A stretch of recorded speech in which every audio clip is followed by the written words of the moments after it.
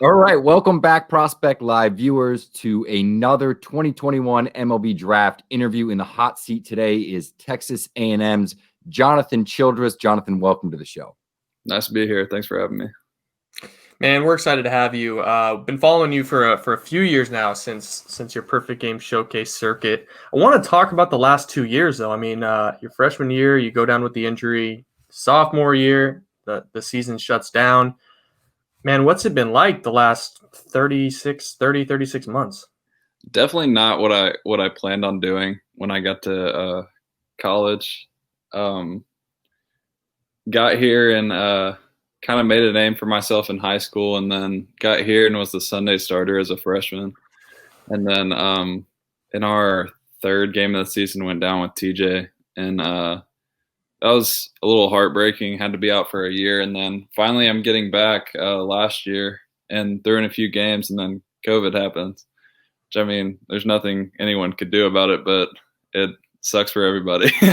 Sure. Definitely hasn't been, like I said, what I imagined playing college baseball would be like. And I think I have a pretty unique situation in being a COVID freshman in my third year of college. But you're going to be eligible till you're 30. Yeah, I know.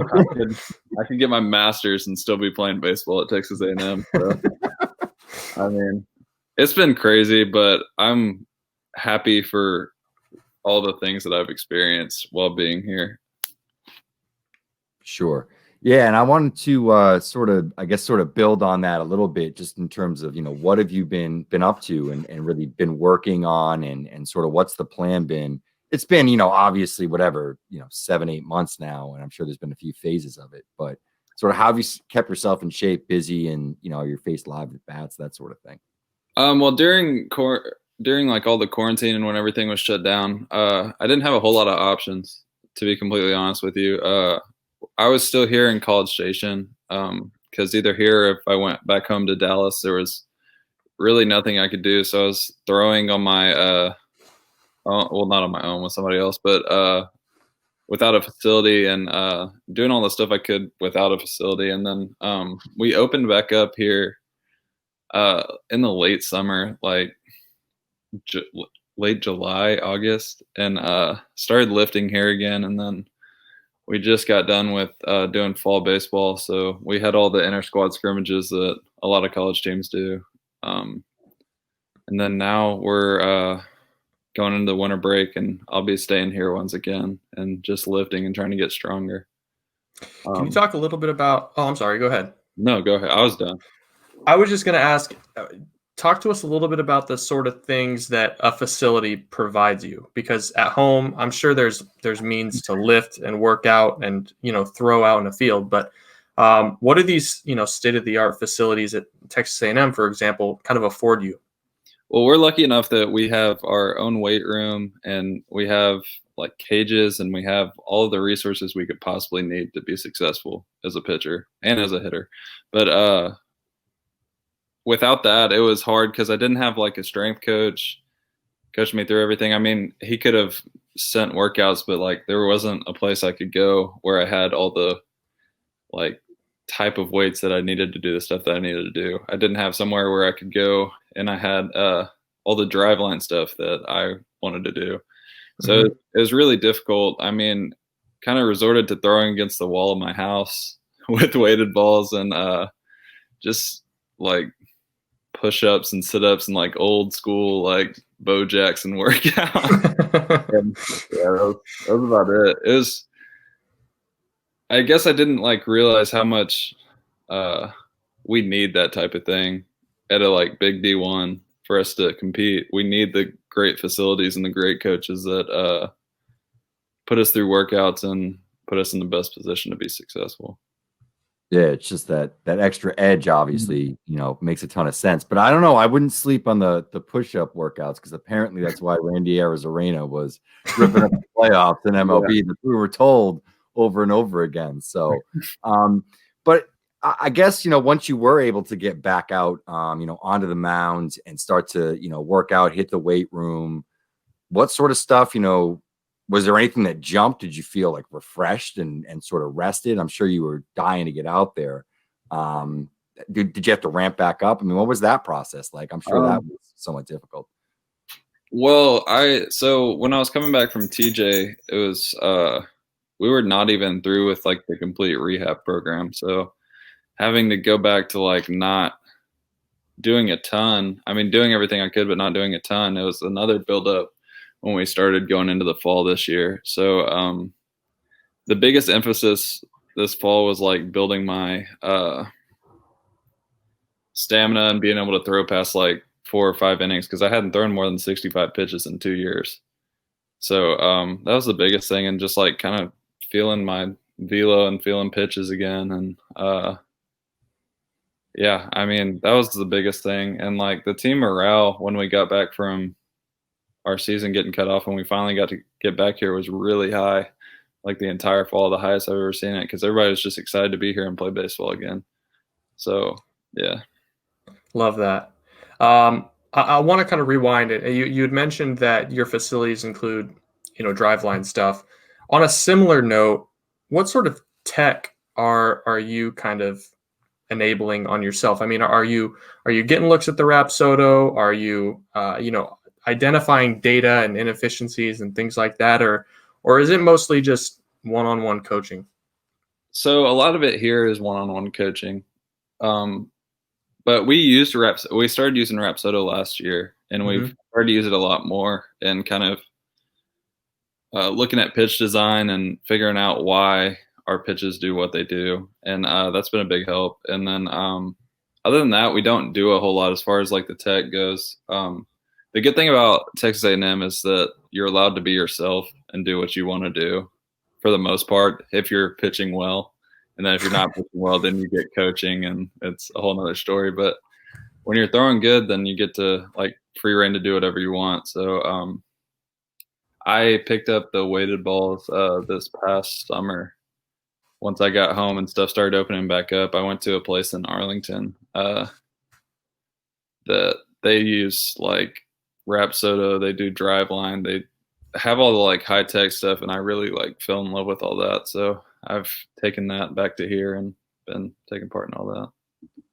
I want to go back to something you just sort of mentioned as well and dig in a little bit deeper. But you talked about, sort of learning what your pitches do and sort of why they do what they do.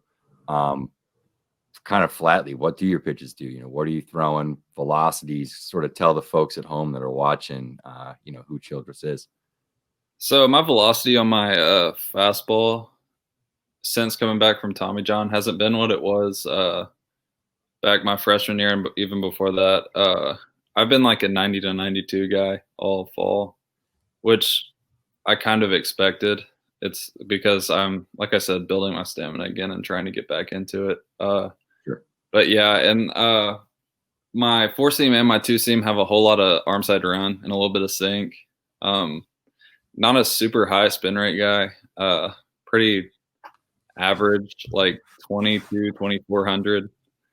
Then I have a curveball that I've been working to get more 12 to 6. I'm never going to get 12 to 6 because my arm slot, it's pretty much impossible, but it's more 12-6 than it was in the years before. And then I have a slider that's more like a cutter that's like 84-ish.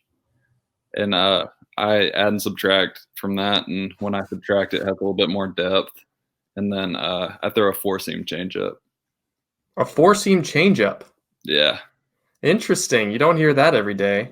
Well, hey, I wanted to touch on that curveball because going back to your prep days, that was one of the pitches that you were known for. Kind of a fastball curveball guy back in those days.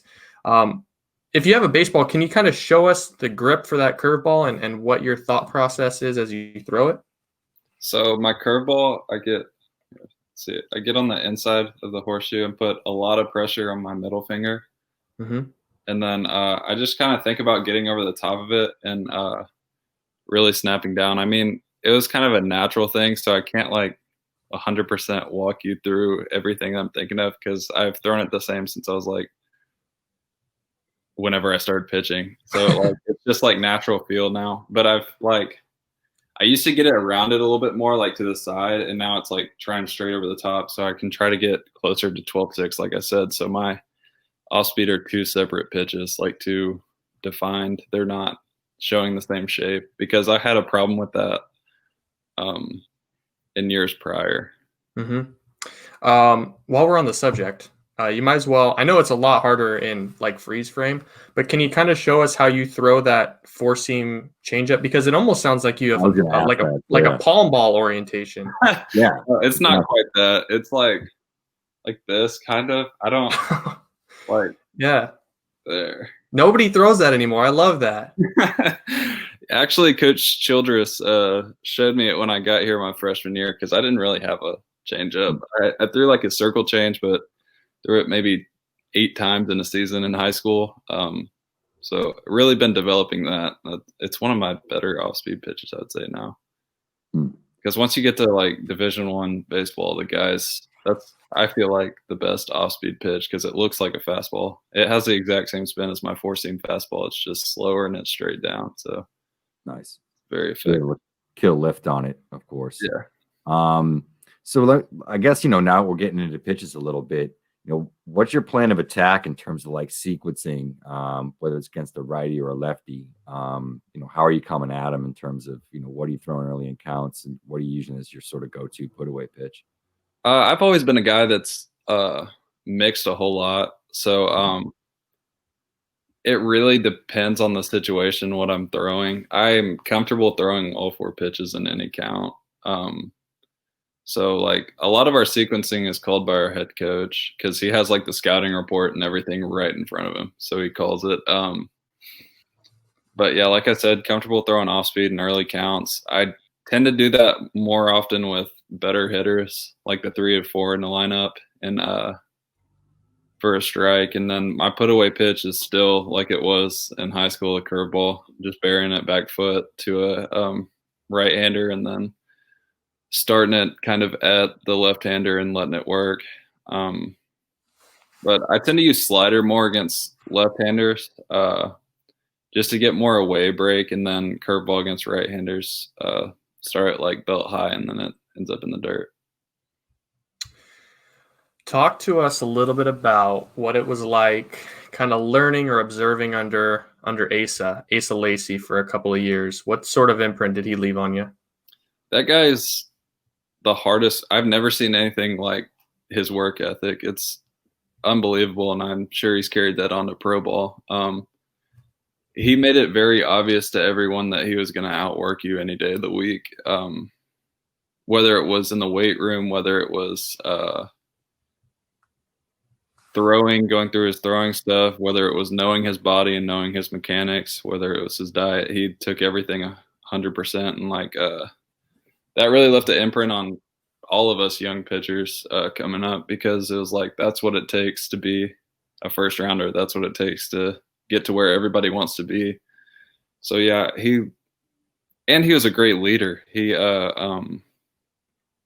took me under his wing my freshman year and kind of showed me the ropes and what it took to pitch in Division I baseball and like what I needed to be doing. Because when I got it here, I really didn't have any idea what it was going to be like.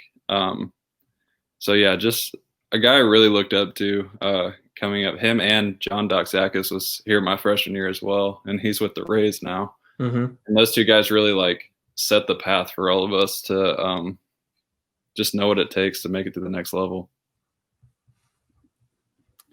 Yeah, sort of, I guess, digging in a little bit there as well. Are there any other sort of arms that, you've played alongside that you're just like continually impressed by? Could even be a guy that maybe nobody's talking about, like this guy's this or whatever. I'm sort of interested to hear from like players' perspective of, who kind of wows you in workouts with stuff. Well, we have Bryce Miller this year, who was a closer in the prior years, and now he's going to be a starter. And all fall, his stuff's been electric, like 98 mile per hour fastball and wipeout slider. Kind of bringing the closer stuff to a starter, but then he's added a curveball and a changeup that he's throwing well. So I think he's going to be one to watch this year. He's going to be, I think, phenomenal over the entire year. His stuff is – as good as anyone that I've seen here in college. Him and then Dustin Signs threw really well this fall as well. He's a COVID junior. I love that distinction.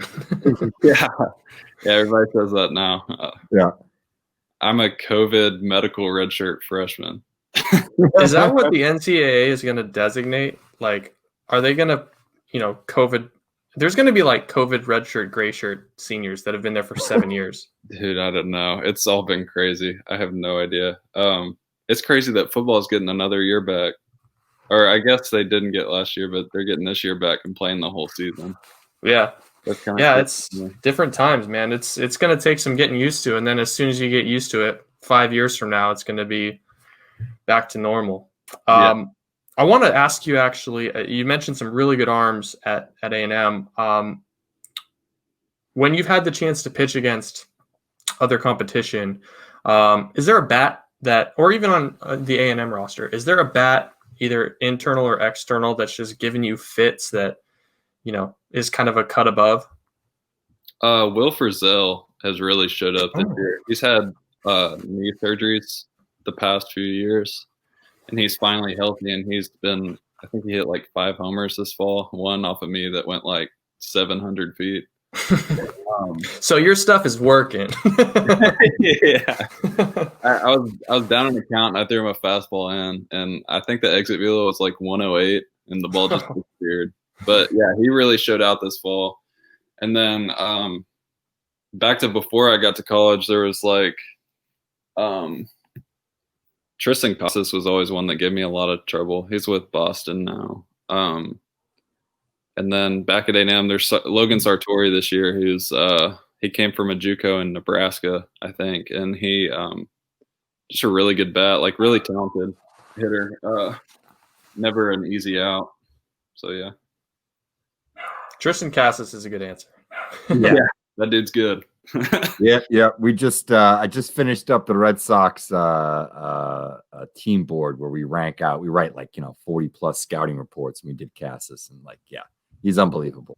Even watching him in this year in the alternate site, because they actually broadcast him, it's crazy because he's slimmed down, so he's in great shape, and it's wild that he can like shorten up with 2 strikes and still hit something like 400 feet to the pull side. It's crazy. I've never seen anything like it. I played with him when I played on the 15U USA team, and we were in Mexico, and he was hitting balls like 400 plus when we were 15.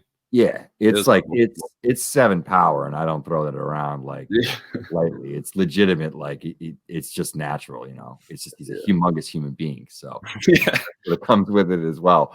Obviously, we're talking about some guys you played with, but growing up, are there any pitchers or anybody you sort of model yourself after or try to do things like or mimic? I wouldn't say I model myself after anybody, but some guys that I looked up to was like Clayton Kershaw. He's from around where I'm from. He went to Highland Park, which is in Forney's district. Like every 2 years, they come back down to 5A and we play him. But yeah, Clayton Kershaw, watching him growing up was really good. That was one of them. And then, Blake Snell now, I really like watching him and enjoying watching what he does. And he was really good in the World Series and got snubbed by his man. And then, man, I don't know. There's a lot. I can't just a lot of I don't know. There's power lefties. Well, I want to kind of talk about moving forward. I know it's been spotty the last couple of years for a number of reasons, but you're going to be draft eligible next July, and I'm sure that you've got goals between now and then.